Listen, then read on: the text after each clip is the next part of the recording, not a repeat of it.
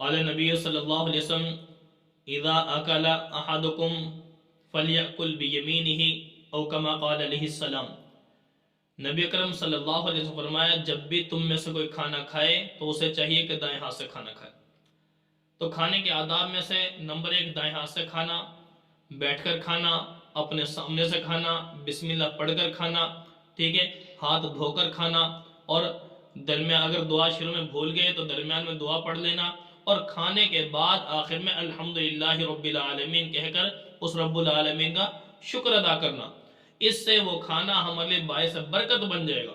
لیکن اگر وہ کھانا دائیں ہاتھ کے بجائے بائیں ہاتھ سے کھایا، کھڑے ہو کے کھایا، بسم اللہ کے بغیر کھایا، ہاتھ دھوئے بغیر کھایا، آخر میں دعا بھی نہیں پڑھی، تو میرے بھائی وہ کھانا ہمارے لیے باعث برکت نہیں ہوگا، سنت کے خلاف ہوگا، اس سے شیطان تو راضی ہو جائے گا پر رحمان ناراض ہو جائے گا۔